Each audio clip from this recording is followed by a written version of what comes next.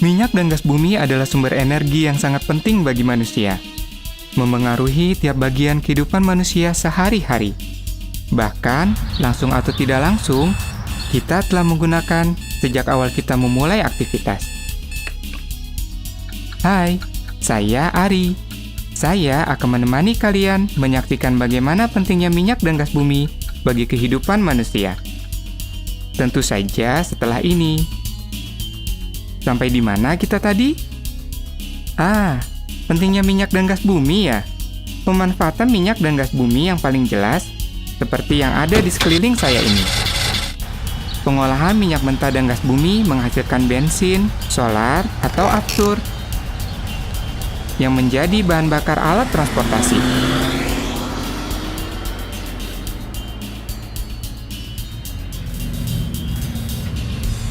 Tentu saja tidak hanya itu.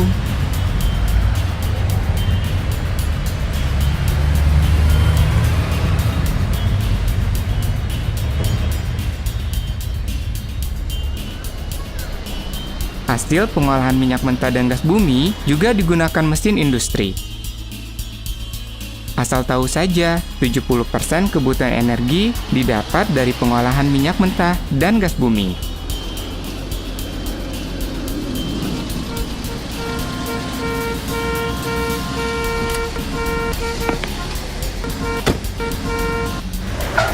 Minyak mentah dan gas bumi juga diolah menjadi plastik, aspal, hingga benang sintetik. Bahan baku berbagai benda yang kita gunakan sehari-hari. Begitulah. Minyak dan gas bumi sering disebut sebagai bahan bakar fosil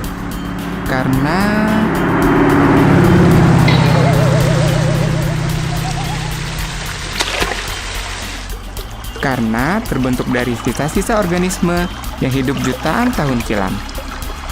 Di satu zaman, mereka punah. Tumbuhan dan juga hewan prasejarah tertimbun pasir dan lumpur. Kemudian terurai membentuk lapisan yang kaya zat organik. Lapisan itu kemudian akhirnya menjadi batuan endapan atau sedimentary rock. Proses itu terus berulang selama jutaan tahun. Tekanan dan temperatur tinggi akhirnya mengubah sisa-sisa organik yang ada di bawah berbagai lapisan menjadi minyak dan gas bumi. Nah, bagaimana minyak dan gas bumi ditemukan? Ada yang disebut dengan survei seismik. Para ahli menggunakan shockwave atau gelombang kejut. Pantulannya diterima sebagai pulsa tekanan oleh alat yang disebut hydrophone. Di daratan, pantulan shockwave akan diterima sebagai percepatan oleh alat yang disebut geophone. Pastinya, sinyal pantulan itu akan diproses secara digital, menjadi peta digital yang akan diteliti oleh para ahlinya. Kegiatan itu disebut interpretasi seismik. Para ahli dari ExxonMobil bahkan telah mengembangkan metode seismik 3 dimensi.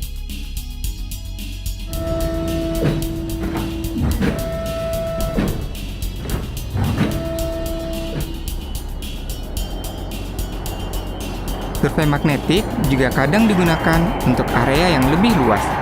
Dengan magnetometer, para ahli dapat mengukur variasi medan magnetik bumi yang disebabkan perbedaan properti magnetik batuan di bawah permukaan. Survei gravitasi sering juga digunakan untuk mengukur perbedaan kekuatan gravitasi tiap lapisan batuan. Semua itu adalah metode yang digunakan para ahli geologi dan geofisika untuk mengetahui kandungan minyak dan gas bumi yang ada di bawah permukaan.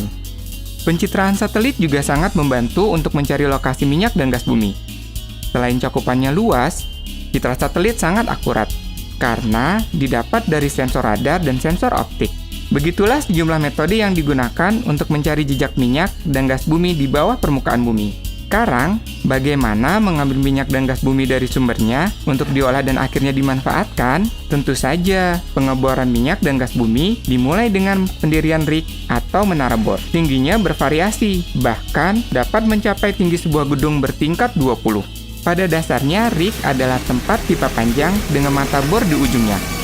Pipa lain yang disebut kelongsong dipasang untuk melindungi dinding lubang pengeboran.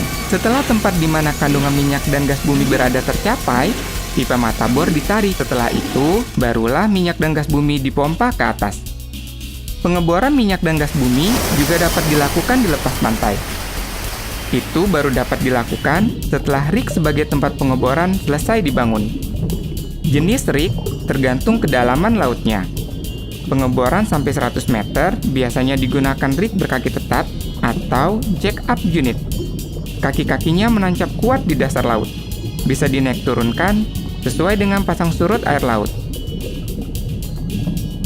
Melewati 100 meter hingga 300 meter, digunakan rig tanpa kaki yang dilengkapi ponton pengapung untuk menjaga kestabilan pengeboran. Jenis ini disebut rig setengah terapung atau semi-submersible drilling rig. Jika kedalamannya lebih dari itu, kapal pengebor atau drilling ship digunakan. Minyak dan gas bumi yang diperoleh dengan banyak macam cara tadi disebut minyak mentah dan gas bumi. Untuk memanfaatkannya, minyak mentah dan gas bumi harus diolah terlebih dahulu. Minyak dan gas bumi disuling dan diolah di kilang melalui proses rekayasa kimia yang sangat rumit. Memang butuh waktu, tapi sangat berharga untuk ditunggu. Penyulingan atau destilasi pada dasarnya memisah-misahkan bagian minyak mentah dan gas bumi berdasarkan titik didihnya. Proses itu menghasilkan LPG, aftur, bensin, solar, minyak pelumas, lilin, sampai aspal. Bagaimana minyak dan gas bumi dimanfaatkan? Sungguh luar biasa, bukan? Saya bekerja di ExxonMobil.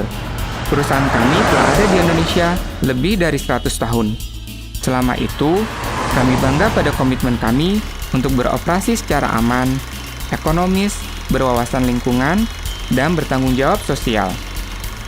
ExxonMobil melaksanakan kegiatan operasi di seluruh Indonesia, mulai dari ujung barat hingga ujung timur, seperti di Nangro Aceh Darussalam, Kepulauan Riau, Jawa Tengah, Jawa Timur, Selat Makassar, dan juga Papua.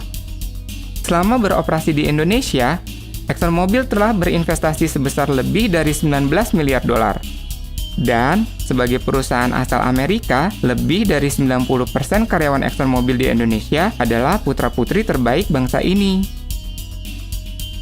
Tidak hanya itu, bersama dengan masyarakat, lembaga swadaya, dan pemerintah Indonesia, ExxonMobil turut berpartisipasi dalam berbagai kegiatan masyarakat dalam bidang pendidikan, kesehatan, dan juga pengembangan ekonomi. Perjalanan yang menarik, bukan?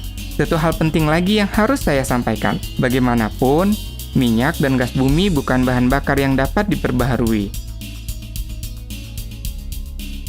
Karena itu, berusahalah menghemat penggunaannya. Mulailah dari hal yang sederhana. Pembangkit listrik menggunakan hasil olahan minyak dan gas bumi juga, bukan? Jadi, ini juga salah satu cara menghemat penggunaan minyak dan gas bumi.